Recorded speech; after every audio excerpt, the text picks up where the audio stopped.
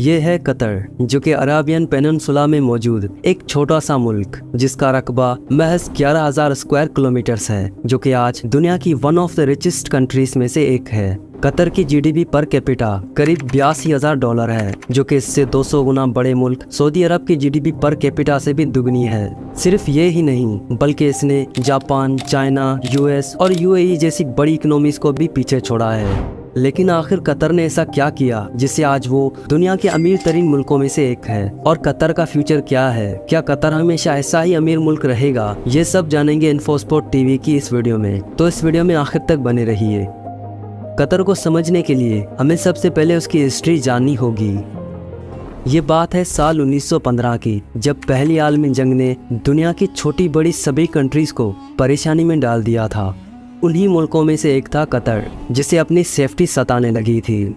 उसके पास इतने कम सोल्जर्स थे कि वो जंग में बड़े मुल्कों के सामने कुछ घंटे भी नहीं टिक सकता था। इसीलिए 1916 में कतर ने ब्रिटेन के साथ एक ट्रीटी साइन की, जिसका नाम था एंग्लो कतरी ट्रीटी, जिसके अकॉर्डिंग अगर कतर पर कोई दूसरा मुल्क अटैक करता है तो उसके नतीजे में ब्रिटेन उसकी मदद करेगा। बदले में कतर आने वाले 55 सालों तक ब्रिटिश कॉलोनी का हिस्सा रहेगा, और उस मुल्क से जितने भी नेचुरल रिसोर्सेस निकलेंगे उन सब में कतर के साथ साथ ब्रिटेन का भी हिस्सा होगा। और इसी तरह ब्रिटेन ने कतर पर हुकूमत करना शुरू कर दी।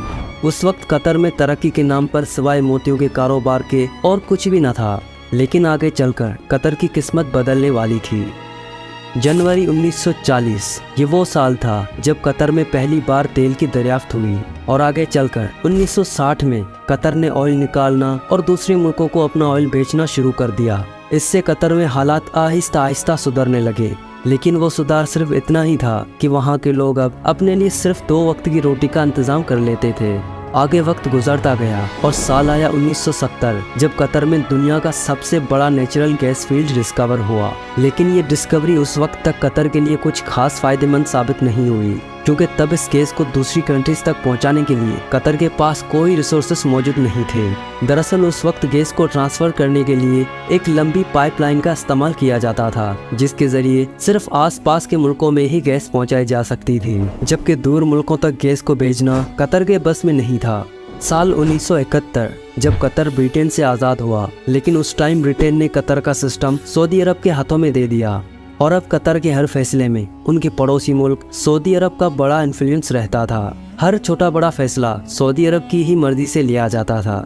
लेकिन कतर के लीडर्स को ये बात अब समझ में आ गई थी कि सऊदी अरब के साथ कतर कभी आगे नहीं बढ़ सकेगा। इसीलिए 1990 में कतर सऊदी अरब से अलग हो गया। सऊदी से अलग होने के बाद कतर में इंटरनल इंस्टेबिलिटी देखने को मिली।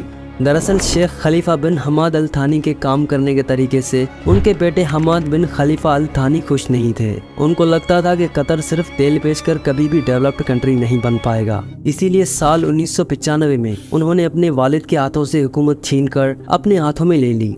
इसके बाद से उन्होंने कतर की डेवलपमेंट के लिए काफी जोर दिया, और हमाद के हुकूमत में आने के बाद मुल्क में कुछ ही सालों में काफी बदलाव देखे गए, और उसके बाद से कतर ने कभी पीछे मुड़कर नहीं देखा। हमाद बिन ने तेल से मिलने वाले पैसे को नई टेक्नोलॉजी में इन्वेस्ट करना शुरू कर दिया, और यहीं से गैस को लिक्विफाइड करने का काम शुरू हुआ। असल में लिक्विफिकेशन एक ऐसी टेक्नोलॉजी है जिसमें गैस को लिक्विड फॉर्म में बदला जाता है, ताकि उसे तेल की तरह कहीं पर भी बहुत ही आसानी से भेजा जा सके। इस टेक्नोलॉजी मिलने के बाद कतर की इकोनॉमी में काफ़ी फ़र्क पड़ा।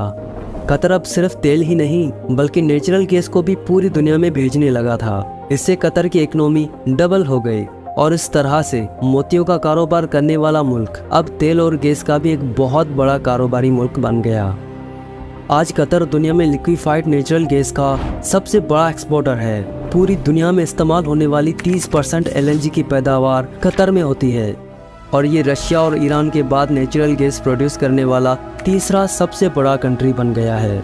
कतर के लीडर्स ने तेल और गैस से मिलने वाले पैसे अपने मुल्क की डेवलपमेंट में लगा दिए, जिससे उन्होंने लोगों के लिए पक्के घर, बेहतरीन सड़कें, एजुकेशन, खाना और मेडिकल की सहूलतें भी फराहम की। कतर में पर्सनल इनकम पर कोई टैक्स नहीं देना पड़ता, मतलब कि वहाँ के लोग जो कुछ भी कमाते हैं वो सब उनका ही होता है। इसके अलावा कतर में हॉस्पिटल में भी इलाज के लिए किसी तरह का चार्ज नहीं लगता, बल्कि बड़ी से बड़ी बीमारियों का भी इलाज यहाँ पर फ्री में होता है।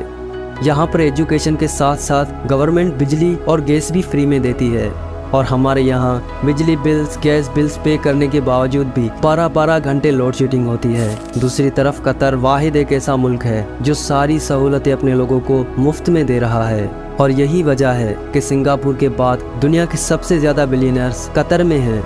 अब सवाल ये बनता है कि आखिर कब तक कतर अपनी ज़मीन से नेचुरल रिसोर्सेस निकालता रहेगा। तेल और गैस ये ऐसी चीज़ें हैं जिनको कभी ना कभी तो आखिर ख़त्म होना ही है।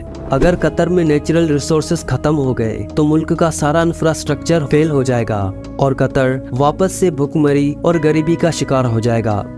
शेख हमदान को इस चीज़ का इल्म अच्छी तरह से है कि कतर ज़्यादा देर तक नेचुरल रिसोर्सेज पे डिपेंडेंट नहीं रह सकता। इसीलिए उन्होंने कतर का फ्यूचर सिक्योर रखने के लिए जितना पैसा तेल और गैस से आता है वो सब दुनिया की बड़ी बड़ी कंपनीज में इन्वेस्ट करने का सोचा और इसके लिए उन्होंने 2005 में कतर इन्वेस्टमेंट अथॉरिटी के नाम से एक ट्रस्ट बनाया और इस ट्रस्ट के जरिए उन्होंने पूरी दुनिया में ही अपना पैसा इन्वेस्ट करना शुरू कर दिया। इसके अलावा फॉरेन टूरिस्ट को अट्रैक्ट करने के लिए कतर ने कई खूबसूरत अट्रैक्शंस बनाए। कतर ने अपनी सकाफत और तारीख को काफ़ी अहमियत दी ताकि बाहर के लोग उसको जानने में दिलचस्पी दिखाएं। नाजरीन, अगर कतर की एयरलाइंस को हम 5 स्टार होटल कहें तो ये कम नहीं होगा, क्योंकि इसी के सहारे कतर ने दुनिया भर के टूरिस्ट को अपनी तरफ अट्रैक्ट किया है। इसका सबसे बड़ा एग्जाम्पल फीफा वर्ल्ड कप 2020 है, जिसे कतर ने होस्ट किया था। ये वर्ल्ड कप फीफा की तारीख का सबसे महंगा वर्ल्ड कप था, जिसमें कतर ने करीब 220 बिलियन डॉलर स्पेंड किए थे। कतर एक छोटा मुल्क होने के बावजूद भी उसे फीफा वर्ल्ड कप की मेज़बानी मिली। कतर में मछली पकड़ने के कारोबार को काफ़ी ज़्यादा फ़ायदेमंद बनाया गया है। आज दुनिया की ज़्यादातर सभी फेमस और बड़ी कंपनियों में कतर एक शेयर होल्डर है। एग्जाम्पल के लिए कतर ने लंदन का फेमस डिपार्टमेंट स्टोर 2010 में इजिप्ट के बिलियनर मोहम्मद अल फायद से 1.5 बिलियन पाउंड्स में ख़रीदा था। इन सब के अलावा कतर ने मगरबी मुल्कों में बड़े बड़े होटल्स और लग्जरियस प्रॉपर्टीज़ को भी ख़रीदा हुआ है। यानी कुल मिलाकर अगर कहा जाए तो लंदन में अल थानी ख़ानदान के पास क्वीन एलिजाबेथ II से भी ज़्यादा दौलत है। सिर्फ लंदन ही नहीं बल्कि अमेरिका में भी सहारा ग्रुप की द प्लाजा होटल को करीब $500 मिलियन में ख़रीदा था, जिसे अमेरिका के ex president Donald Trump own करते थे। ऐसी और भी न जाने कितनी बड़ी और महंगी प्रॉपर्टीज़ हैं जिनमें कतर ने इन्वेस्ट कर रखा है। इसीलिए कतर सरमायाकारी में दुनिया का चौथा सबसे बड़ा मुल्क है और यही वजह है कि फ्यूचर में कतर में ऑयल और गैस ख़त्म होने पर सऊदी अरब जैसे मुल्क भले ही गरीब हो जाएं, लेकिन कतर पर इसका कुछ खास असर नहीं होगा।